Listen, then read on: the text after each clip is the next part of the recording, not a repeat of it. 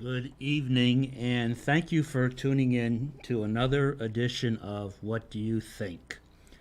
My name is Bill Morse, and I'm moderating this. Although you, the viewers, are the callers, you give body to this program, and the format here is call in. At any time you have a question or feedback to what is said, or perhaps a new idea, I welcome you to call us via the Zoom telephone number, the 929 number, and then you punch in the meeting identification code and then also the passcode, which is the last number on your screen. So anytime, you're welcome to join us. This is a call-in program. I apologize for missing the last 2 weeks. Continuity is very important, especially when you're starting new programming. So again, I appreciate your patience and thank you for tuning in once again. We have a lot to talk about. I wanted to just share briefly a story that has to do with the importance of a grassroots effort. And this story came to me through the National File online, which is an online newspaper.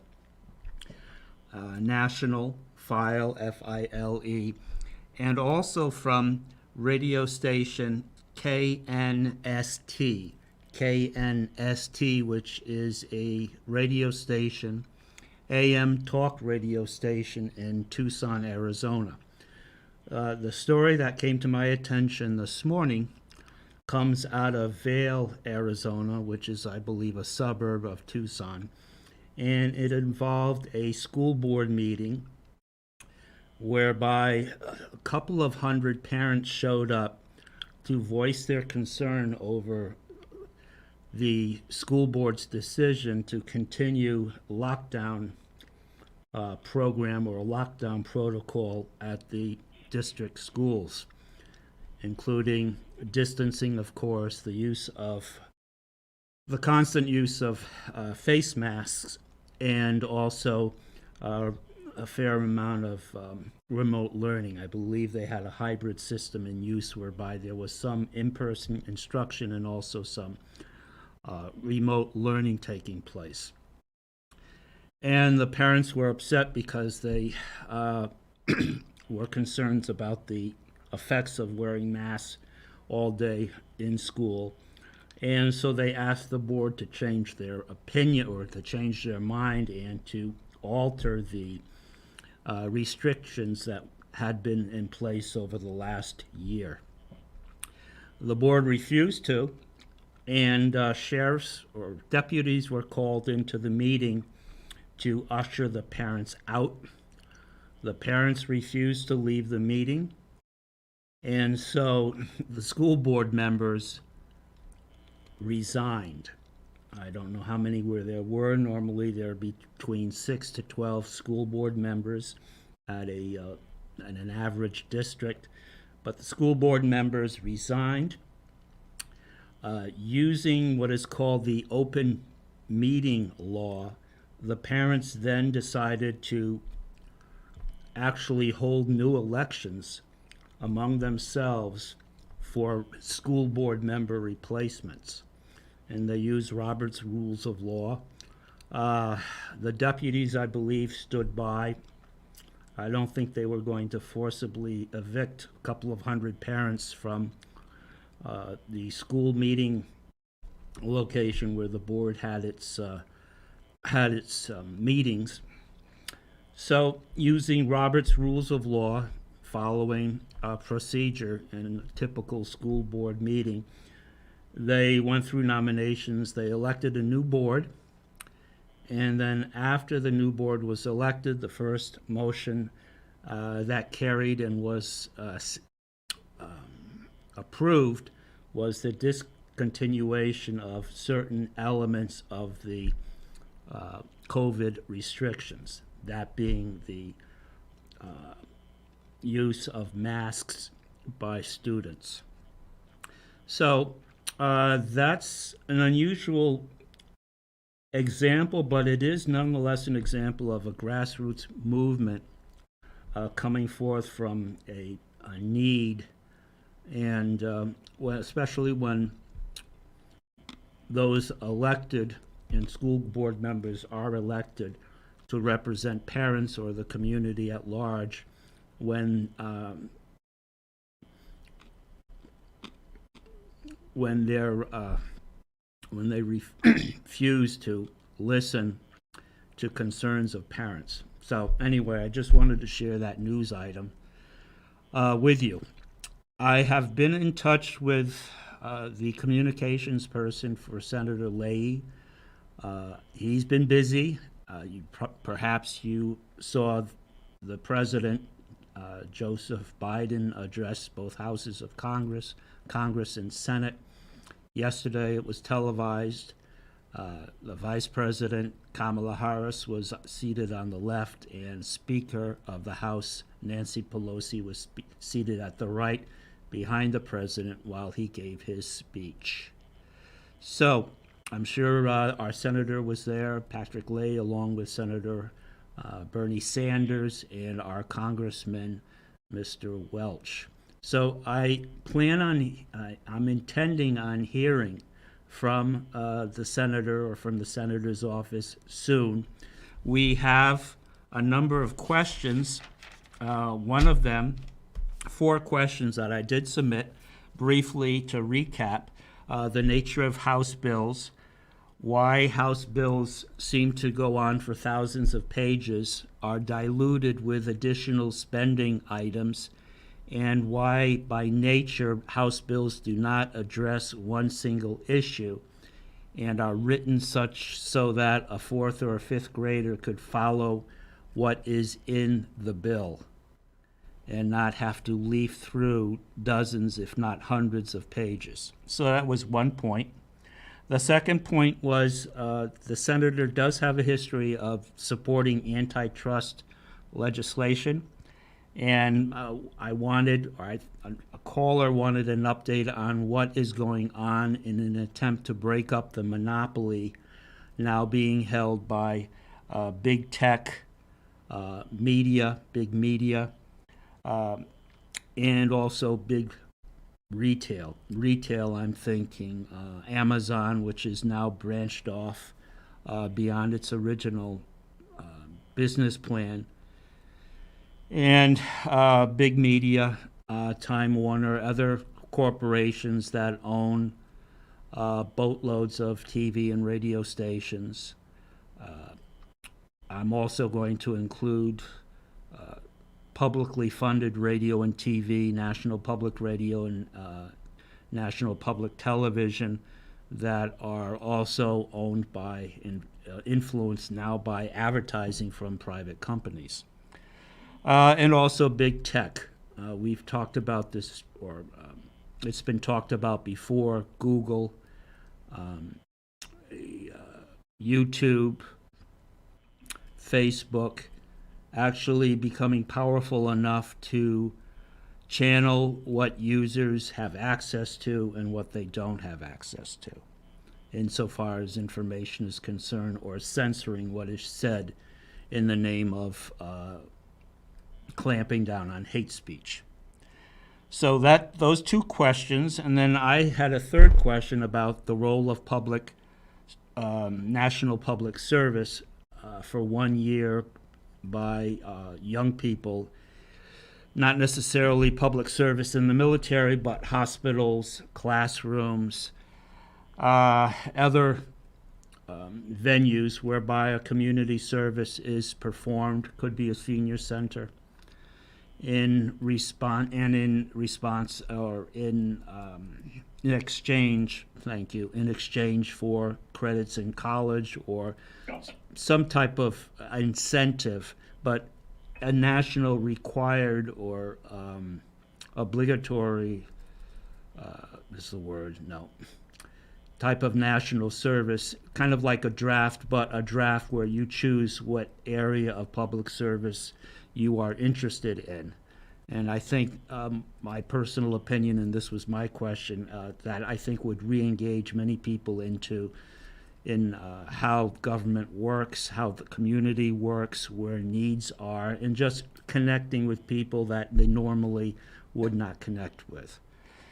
And I believe we have a caller with another question for Senator Leahy that I would add to these, the three that I've already mentioned. And so, Kurt, I thank you for calling back, and I believe you have a question that you would like Senator Leahy to address. All right.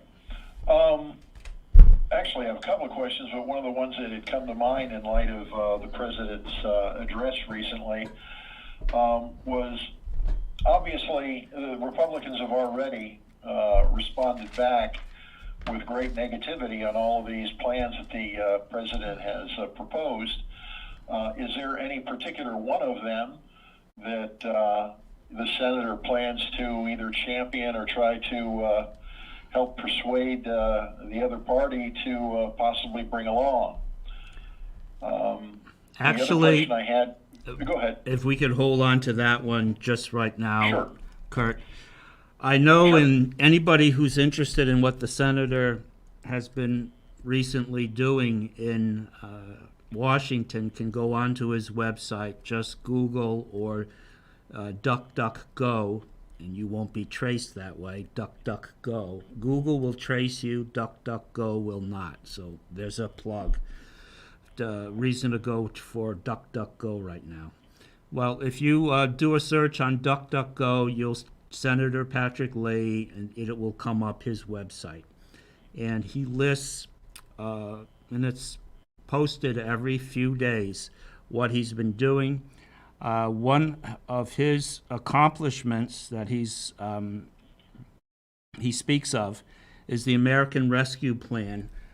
American Rescue Plan, whereby I think $1.3 trillion was approved. I believe it was strictly Democrat Party, that was not bipartisan. If I'm wrong, then I find out I'm wrong, I will come back and correct myself and apologize. But I believe the American Rescue Plan received just Democratic support, which was enough to carry it.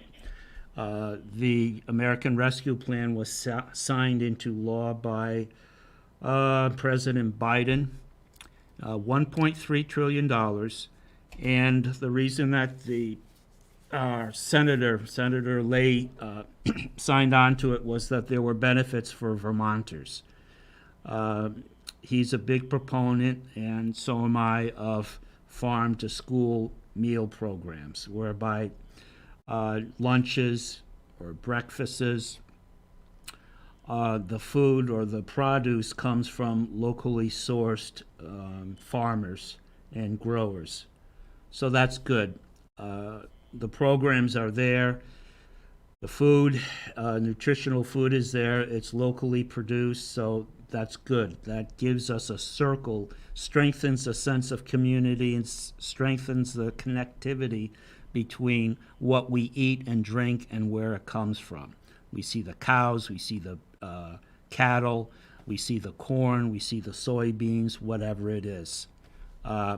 We taste this in our food, the milk, etc.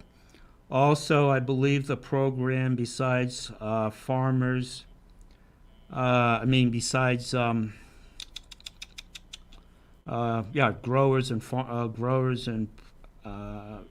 farmers, it also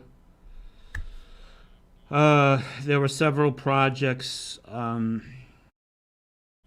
I'm blanking on this, so I'm going to look at this very quickly. There was one other thing that was positive for Vermonters besides the farm to school. Come on.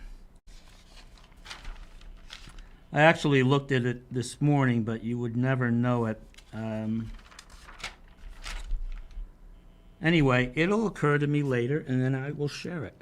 But there were a couple of things that were good for Vermonters. COVID relief in the way of checks. I believe that was it. So, Kurt, does that help answer that part of your question? Yes, it did.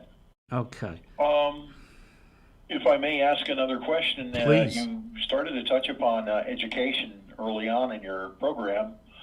One of the things I had understood at one time, the senator had voted against school choice, and considering the state of education presently in the United States, particularly the disparaging differences between interurban education versus, remote education in smaller towns. I understand that he was against the parents' right to choose other schools that might better benefit their child. I wonder if we could ask him that question as to why did he take that position? Because I think now more than ever, particularly ever since COVID, things have even gotten more complex, and the differences in education has gotten even more severe. That's a very good question. For those who are a little unfamiliar, because school choice I don't think is as big an issue in Vermont as it is in other states with medium to large sized cities. I can just give the example of a parent or parents that have a child in, let's say, New Haven, Connecticut, or Philadelphia, even Boston, and they're in a district, they live in a district where the schools are not performing well. Unfortunately, we have a lot of districts in more needy neighborhoods in our cities. Not so much in Vermont. Vermont is kind of like a rural, although we do have cities, it's kind of a case apart. But the disparity between good and bad schools, I don't want to say bad, let's say underperforming. It's a fairer way to put it. Demonizing isn't going to do anything. But without school choice, parents are stuck in that district of poor performing schools. You think, well, if the school is badly performing, why isn't there pressure from parents to improve instruction, improve funding, or change the principal or change the teachers that are not effectively teaching their children? Well, you have union protection, which can go both ways. It can help a teacher that's struggling but is a good teacher. It also protects teachers that really have chosen the wrong profession. You have political appointees in the way of principals, and I say politics, even in a small city like where I grew up, you had politics in the selection of who would be principal. So not always getting the best person for the job. Also, in needy communities, you have many single family homes. Single parent homes, sorry. Single family homes is fine. Single parent homes, whereby the parent, the mother or the father, is overwhelmed or is given up.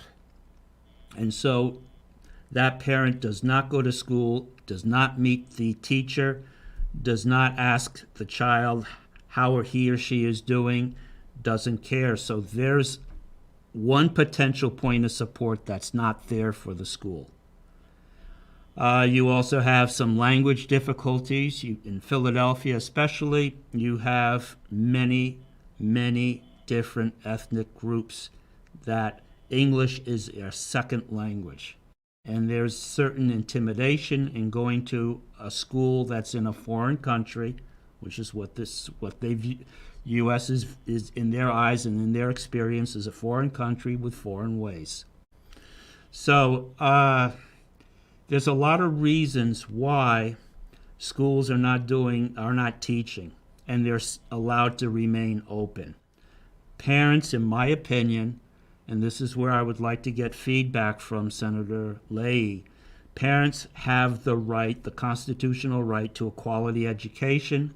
If they cannot get it for a variety of reasons in their home district, they should have the choice of sending their child to another district where the schools are doing better, where there is more parent support, better funding, and just the child will have a better chance of learning.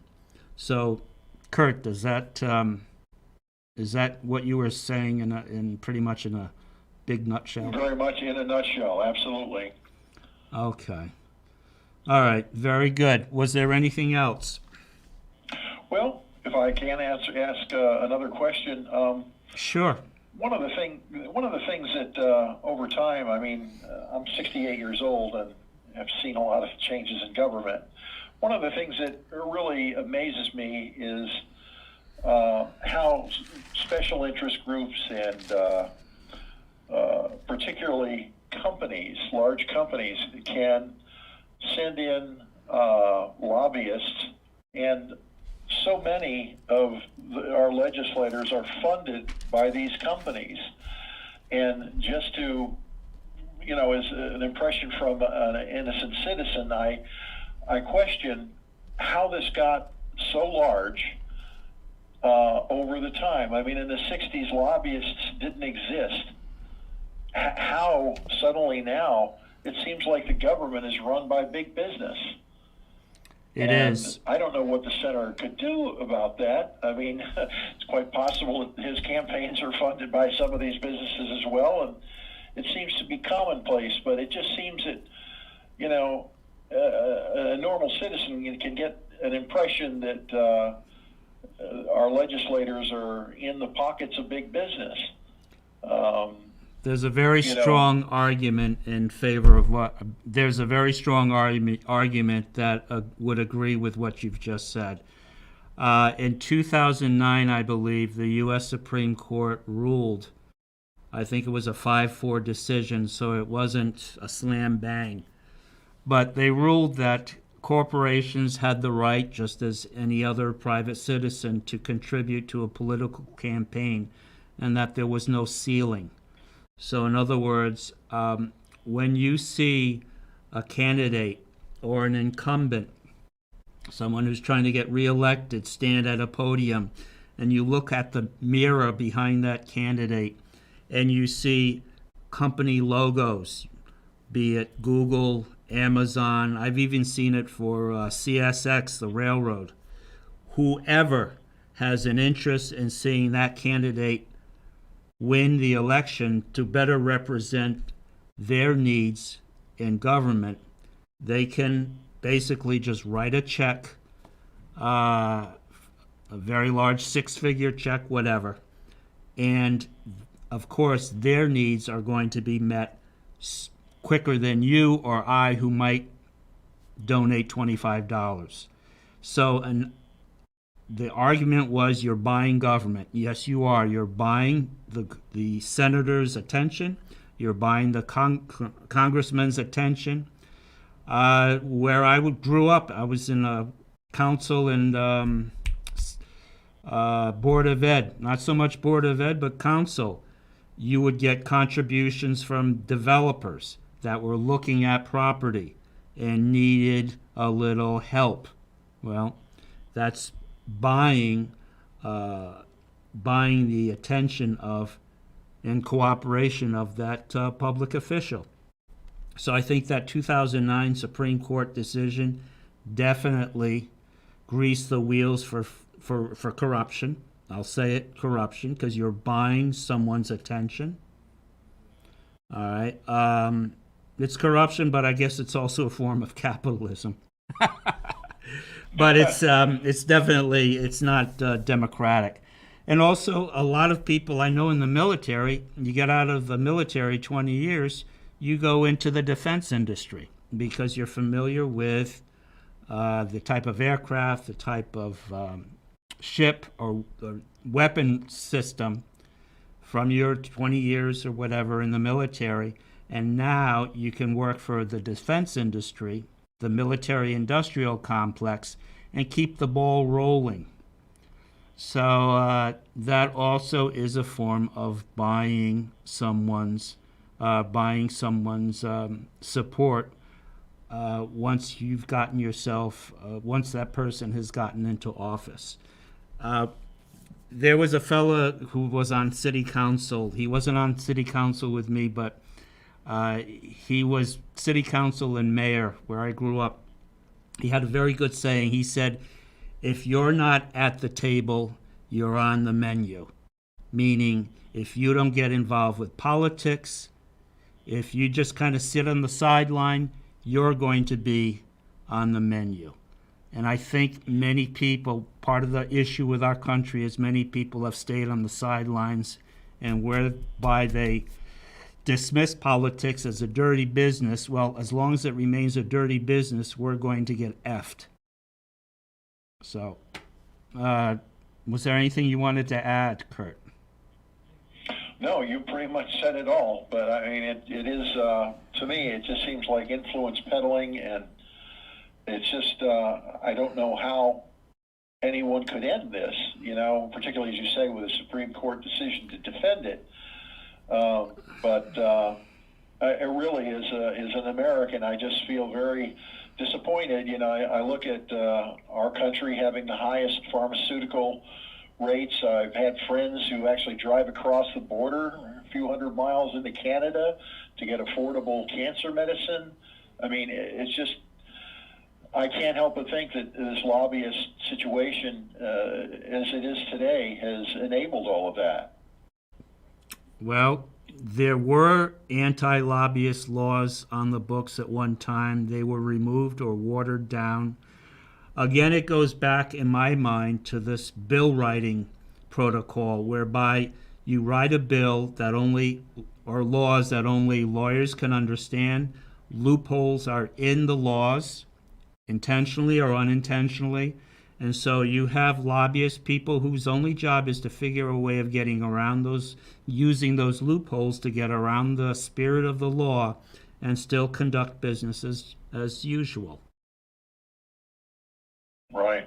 All right, so, Kurt, I'm going to tie it up right now. I appreciate the call. I'm hoping that we have some feedback from Senator Leahy next week. And if anybody has, no, if thank you for the call and the great questions. And if anybody else has questions, please tune in next week at 5:45, next Thursday at 5:45, and I'd love to hear your feedback. Love to hear your questions on what is going to be an ongoing topic for a while, and that is the nature of how we do government. So, Kurt, I'm going to say goodnight. We'll talk again soon. And I'm going to wish everyone a pleasant evening. And remember, any change starts with you. It starts on the grassroots level. Whether you're a parent going to a board meeting or you're sharing your ideas with like-minded people who are citizens and not just consumers in our culture. So I wish you all good night and have a pleasant weekend. Bye-bye.